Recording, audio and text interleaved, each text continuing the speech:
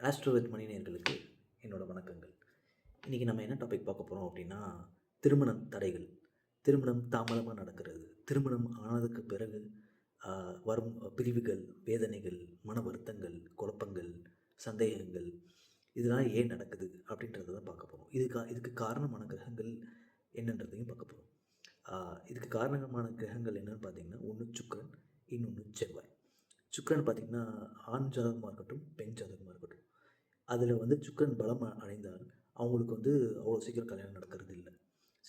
பல பேருக்கு பார்த்திங்கன்னா தாமத திருமணங்கள் தான் ஆகுது.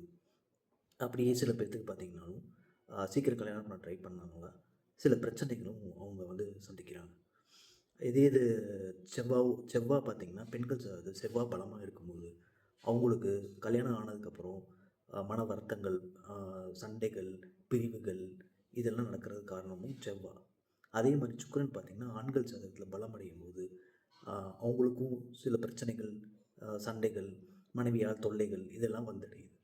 இதுக்கெல்லாம் காரணமும் அந்த சுக்கிரனும் செவ்வாயும்னால தான். மேலும் திருமண உறவுகளை பற்றி மேலும் தகவல் தெரிஞ்சுக்கணும் அப்படின்னா என்னோடய வாட்ஸ்அப் நம்பர் கீழே டிஸ்கிரிப்ஷன் கொடுத்துருக்கேன்.